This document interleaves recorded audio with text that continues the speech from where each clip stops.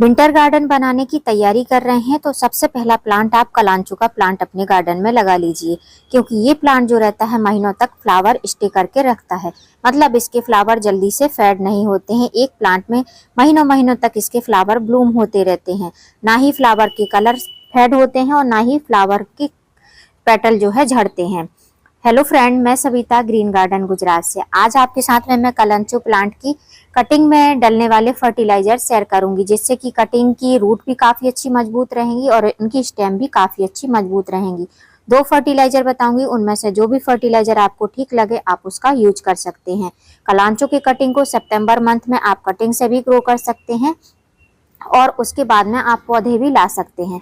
पौधे अगर लेकर आते हैं तो उनको कटिंग से डिवाइड करके और भी ज्यादा प्लांट आप बना सकते हैं। ये एक ऐसा प्लांट है जिसको नर्सरी में 80-100 रुपए से नीचे आपको ये प्लांट देखने को नहीं मिलेगा। तो अगर आप चाहते हैं एक प्लांट से ढेरों प्लांट बनाना, तो इस टाइम पर कलांचो के प्लांट की आप ढेरों कटिंग तैयार कर सकते हैं। और जो अगर कटिंग से तैयार पौधे हैं तो जो फर्टिलाइजर मैं देने वाली हूँ उस फर्टिलाइजर को देकर पौधे को मजबूत बना सकते हैं। यहाँ पर जो सामने आप देख रहे हैं ये मेरे कलांचो के जो कटिंग से लगे हुए पौधे वो तैयार हो गए हैं। जुलाई के मंथ में हमारे यहाँ पर बहुत ज्यादा बारिश हो रही थी, जिसकी वजह से मदर प्लांट सारे खराब होने लगे थे। उन्हीं मदर प्लांट में से मैंने ये कटिंग ली थी और इन कटिंग को डिफरेंट सॉइल मिक्स में लगाकर रख दिया था। अभी आप देख सकते हैं ये पौधों का रूप ले चुके हैं। और कुछ कटिंग मैंने इस वाले पॉट में भी रेडी करी थी जिसमें कोकोपीट भरी हुई थी। इसमें वर्मी कंपोस्ट और कोकोपीट है और इसमें भी आप देख सकते हैं ये कटिंग ग्रो हो चुकी है। तो कटिंग लगने का साइन यही है कि कटिंग लग जाएगी तो उसमें इस तरीके से छोटी छोटी न्यू लीफ आने लगती हैं। अब नर्सरी में नॉर्मली आप पौधा लेने जाएंगे तो इसी तरीके के पॉट में लगे हुए आपको प्लांट मिलेंगे और ये प्लांट थोड़े से बड़े मिलेंगे या इस तरीके से मिलेंगे। 2-2 3-3 प्लांट लगे रहेंगे और उनकी कॉस्ट लगभग 100 से 150 तक जाती है। तो यदि इस टाइम पर आप कटिंग ग्रो करना चाहते हैं तो कटिंग के लिए किस तरीके का सॉइल मिक्स बनाना है, कैसी कटिंग लगाना है, कैसी कटिंग को कट करना है, उसको आज मैं आपके साथ में सबसे पहले शेयर करने वाली हूँ। उसके बाद में इसका मैं फर्टिलाइजर शेयर करूंगी। सबसे पहला सॉइल मिक्स, अगर आप फर्स्ट टाइम कटिंग ग्रो कर रहे हैं कलांचो की तो आप सैंड और सॉइल के मिक्स में कटिंग को ग्रो कर सकते हैं। आप ये मेरा सॉइल मिक्स देख सकते हैं, इसमें बड़ी बड़ी सैंड भी है और पतली वाली सैंड भी है और साथ में इसमें मिट्टी भी मिक्स है। तो मतलब मिट्टी, पतली वाली सैंड, मोटी वाली सैंड, इन तीनों चीज में आप पौधे को लगा सकते हैं अगर आपके यहाँ भी लगातार बारिश गिर रही है तो। और सेकंड में अगर बारिश कम हो रही है, आपके यहाँ पर धूप निकलती रहती है तो सैंड और सॉइल के मिक्स में लगा सकते हैं।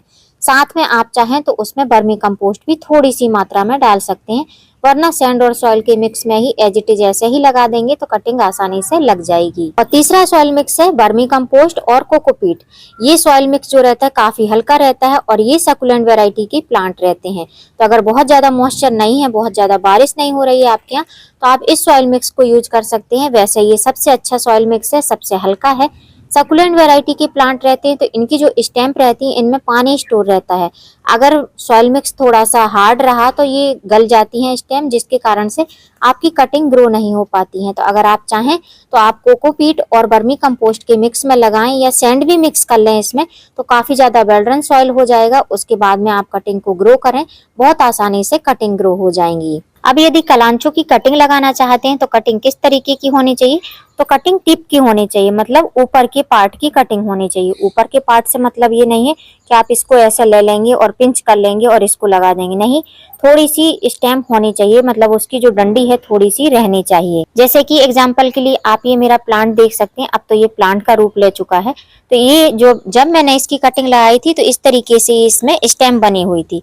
उसके बाद में मतलब समझ लीजिए कि इसमें 2 ब्रांच निकली हैं, एक को आप कट कर लेंगे और एक को रहने देंगे। तो इसको यहाँ से कट करेंगे, नीचे से पत्तियां रिमूव करेंगे और लगभग 3 से 4 नोड एरिए मिट्टी में दबा देंगे। तो इस तरीके से आप कटिंग को ग्रो करें, कटिंग बहुत आसानी से ग्रो हो जाएगी।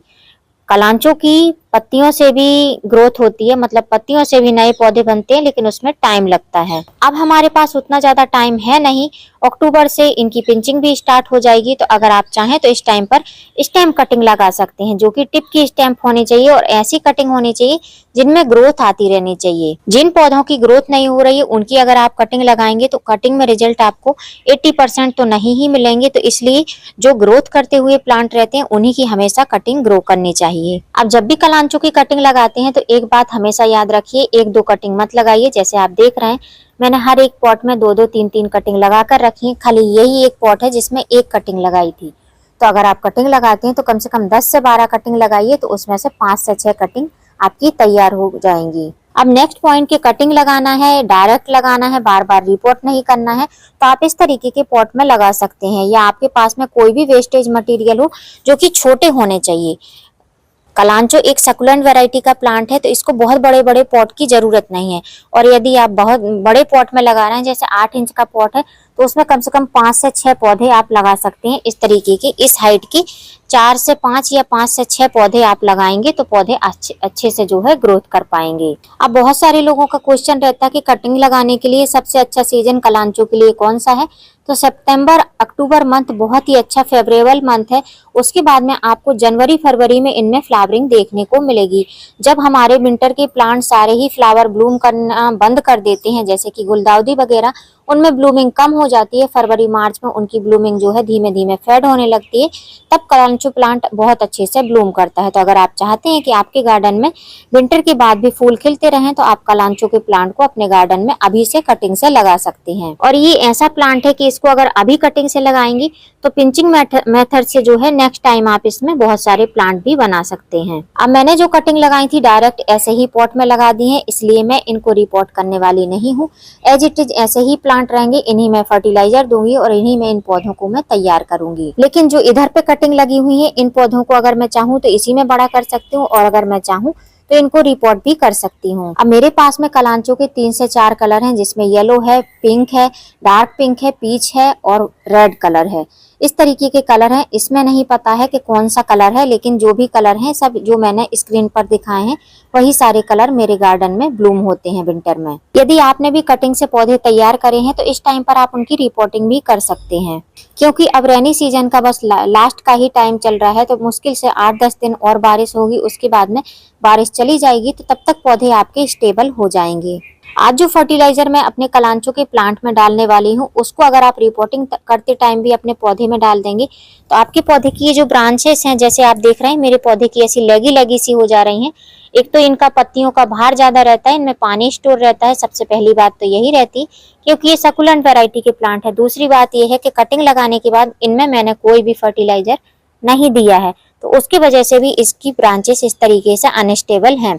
तो जो फर्टिलाइजर मैं देने वाली हूँ उससे आपके पौधे की ब्रांचेस भी मजबूत होंगी, पत्तियां भी काफी अच्छी हेल्दी रहेंगी और पौधा अच्छी तरीके से ग्रोथ कर पाएगा। पौधे में फर्टिलाइजर देने के लिए सबसे पहले हम इनकी गुड़ाई करेंगे। तो बहुत ज्यादा गुड़ाई नहीं करनी है, साइड साइड से थोड़ी थोड़ी सी गुड़ाई करनी है। अभी बारिश का टाइम है, तो इन पौधों को मैं थोड़ा सा ऐसे स्टैंड के नीचे रखती हूँ, जिससे कि बहुत ज्यादा बारिश का पानी इनको नहीं मिल पाता है। अगर आपने भी कलांचो के पौधे लगा रखे हैं तो इनको बहुत ज्यादा बारिश से आप बचाइए। थोड़ी इनडायरेक्ट आपके पौधे में अगर बारिश का पानी लगता है तो उससे आपके पौधे को कोई भी डैमेज नहीं होने वाला है। मैं चाकू से गुड़ाई कर रही हूँ, आप खुरपी वगैरह से, छोटी सी खुरपी हो या कोई भी ब्रश का अपोजिट साइड हो उससे कर सकते हैं। नुकीली चीज से आपको इसमें गुड़ाई नहीं करनी है, और बहुत ज्यादा डीप गुड़ाई नहीं करनी है, ऊपर ऊपर की मिट्टी की गुड़ाई करनी है। तो जैसे इनकी गुड़ाई करिए वैसे ही सारे गमलों की गुड़ाई कर लेती हूँ, फिर मैं आपको दिखाती हूँ। अब गुड़ाई करते करते मुझे इसमें घास दिख गई है। अगर आपके कलांचो के गमले में इस तरीके से घास उगी हुई है तो उस घास को आप तुरंत हटा दीजिए, नहीं तो ये जो कलांचो की स्टेम रहती है ये काफी ज्यादा सॉफ्ट रहती हैं, और घास अगर बड़ी हो गई तो उसके बाद में इनको हटाना मुश्किल हो जाएगा। और अगर थोड़ा सा भी इनमें गैप अगर नहीं रहा ना तो ये इधर उधर से तुरंत क्रैक हो जाती हैं ब्रांच। तो जो भी छोटी छोटी घास निकलती है उसको आपको टाइम टू टाइम रिमूव करते रहना है। चारों गमलों की मैंने अच्छे से गुड़ाई कर ली है। अब जैसे मैंने बताया कि अभी मैं इनमें फ्लावरिंग के लिए फर्टिलाइजर नहीं दे रही हूँ, पौधों को मजबूत बनाऊंगी जिससे कि पौधे आने वाले टाइम के लिए अच्छी भूसी हो पाए। तो भूसी करने के लिए अगर इस टाइम पर आप करना चाहते हैं, वैसे तो मेरे यहाँ पर बारिश गिर रही है तो मैं अभी नहीं करूंगी। अगर आपके पौधे बड़े बड़े हैं जैसे मेरे पौधे हैं, मैं इनमें फर्टिलाइजर दूंगी उसके 15 दिन बाद, मतलब कि अभी 5 सितंबर है, मतलब 20 दिन बाद मैं इनकी पिंचिंग करूंगी। पिंचिंग करूंगी तो पौधे अच्छे बुशी हो जाएंगे, पौधे घने हो जाएंगे। जो नर्सरी में आपको बड़े बड़े से पौधे मिलते हैं घने घने से, इस तरीके के पॉट में लगे हुए, वो इसी तरीके रहते हैं पिंचिंग मेथड से। पिंचिंग मेथड से पौधे आपके काफी अच्छे घने हो जाते हैं। इनकी ऊपर से हम 2 से 3 जो पत्तियां रहती हैं, ऊपर की टिप की पत्तियां, उनको हम ऐसे थोड़ा सा तोड़ देंगे तो नए नए पत्ते इनमें से निकलेंगे, नई नई ब्रांचेस निकलेंगी। लेकिन वो ब्रांचेस तभी हेल्दी रहेंगी जो हम अभी फर्टिलाइजर देने वाले हैं। तो कलांचो के लिए सबसे अच्छा फर्टिलाइजर रहता है वो फास्फोरस रिच फर्टिलाइजर रहता है, जिसको बोन मील कहा जाता है। अब बोन मील जो है बहुत सारे लोग इसको पौधे में डालना प्रेफर नहीं कर पाते हैं, तो मैं अभी आगे इसका और भी दूसरा ऑप्शन बताऊंगी। तो सबसे पहले बोन मील अब अगर आपको डालना है तो ये छोटा सा पौधा है, छोटे से पौधे में आपको बस थोड़ी थोड़ी मात्रा में इसको स्प्रिंकल कर देना है। इस तरीके से स्प्रिंकल करना है। तो 2 पौधे में मैं बोन मील डालकर दिखाती हूँ कि क्योंकि इसके जो फ्लावर रहते हैं वो भगवान को नहीं चढ़ाए जाते हैं, छोटे छोटे से फ्लावर रहते हैं, तो इसको डाल देना है इस तरीके से। अब यदि आप बोन मील नहीं यूज करना चाहते हैं तो आप डीएपी का यूज कर सकते हैं। डीएपी भी फास्फोरस का सबसे अच्छा स्रोत रहता है। तो इसमें केमिकल डीएपी भी आता है, ऑर्गेनिक भी आता है। इसमें मेरे पास में मल्टी कलर में ऑर्गेनिक डीएपी है, जिसको प्रोम फर्टिलाइजर कहा जाता है। तो इसके दाने अगर आपको लेना है, 8 इंच का गमला है तो उसमें 8 दाने आप ले सकते हैं। अब मेरे तो इतने छोटे छोटे से गमले हैं तो 1 से 2 दाने इनफ है। तो बस ऐसे छोटा सा होल करना है। आप चाहो तो गुड़ाई करके दे सकते हो, आप चाहो तो जैसे मैं दे रही हूँ ऐसे एक एक साइड में एक एक दाने डाल देना है और बस ऐसे ही आपको मिट्टी को बंद कर देना है। प्रोम फर्टिलाइजर जो रहता है ऑर्गेनिक फर्टिलाइजर रहता है, अगर आप थोड़ा सा भी ज्यादा भी डाल देंगे तो आपके पौधे में कोई भी दिक्कत नहीं होने वाली है। तो आप इस फर्टिलाइजर का यूज कर सकते हैं। ये दोनों ही फर्टिलाइजर आपको ऑनलाइन भी मिल जाएंगे और ऑफलाइन भी एग्रीकल्चर शॉप पर बहुत आसानी से अवेलेबल हो जाएंगे। अब यदि ऑर्गेनिक डीएपी या ऑर्गेनिक जो बोन मील है उसका यूज कर रहे हैं तो उसकी क्वांटिटी ज्यादा हो जाएगी, तब भी दिक्कत नहीं रहेगी। लेकिन अगर आप केमिकल डीएपी का यूज कर रहे हैं जो कि नर्सरी में आपको 40-50 रुपए किलो में या एग्रीकल्चर शॉप पे आपको 40-50 रुपए किलो में मिल जाती है, उसका अगर आप यूज करते हैं तो 2 दाने से ज्यादा आपको यूज नहीं करना है। और 8 इंच का गमला है तो 8 दाने ही यूज करना है। अगर ज्यादा फर्टिलाइजर यूज करेंगे तो कलांचो की जो रूट है वो भी खराब हो सकती है। अब इसमें तो हमने ग्रेन्यूल्स फॉर्म में डाला है तो इसको मिट्टी से हमने ढक दिया है, लेकिन इन दोनों में हमने पाउडर फॉर्म में डाला है तो इसको हमको मिट्टी को थोड़ा सा और ऊपर नीचे करना पड़ेगा। उसके बाद ही इसको इनडायरेक्ट वे में थोड़ी थोड़ी बारिश का पानी मिलता रहेगा तो पौधा अच्छे से इस फर्टिलाइजर को धीमे धीमे जड़ों तक ले जाएगा। बस इतना ही आपको करना है। सेम प्रोसेस इस तरीके के छोटे छोटे कटिंग से लगे पौधे हैं, इनको भी हमको मजबूत बनाना है। तो इसमें भी मैं डीएपी का यूज कर रही हूँ। ये ऑर्गेनिक डीएपी है जैसा मैंने बताया। तो ऐसे गमले में होल करके रख कर दाना और ऐसे नीचे दबा दूंगी जिससे कि पौधे में नीचे तक ये फर्टिलाइजर चला जाए। अगर दिखाई दे रहा है तो उसको बंद कर देना है। फर्टिलाइजर देने के बाद में यदि आपके यहाँ पर धूप निकली हुई है तो आप गमलों में पानी डाल सकते हैं। मेरे यहाँ पर बारिश का ही मौसम है और रिमझिम अभी भी लगातार बारिश गिर रही है, तो इन पौधों को मैं जहाँ रखती हूँ वहां पर इनडायरेक्ट तरीके से बौछारें आती रहती हैं, जिससे कि इसकी मिट्टी हमेशा ही गीली बनी रहती है। तो मुझे पानी देने की जरूरत नहीं है। आपके यहाँ पर बारिश नहीं गिर रही है तो इसमें पानी जरूर दें फर्टिलाइजर देने के बाद में। अब ये फर्टिलाइजर आपको मंथ में खाली एक बार ही डालना है, दोबारा नहीं डालना है। नेक्स्ट टाइम में हम इस पौधे को घना बनाने की प्रक्रिया को शेयर करेंगे। तो यदि आपने कटिंग नहीं लगाई है कलांचो की तो अभी लगा सकते हैं, और अगर कटिंग लगाई है पौधे की, कटिंग बड़ी हो गई है तो उसमें ये फर्टिलाइजर यूज कर सकते हैं। या पुराने पौधे हैं उन पौधों को आपको हेल्दी बनाना है, मजबूत बनाना है, तब भी आप जो है उन पौधे में ये फर्टिलाइजर दे सकते हैं।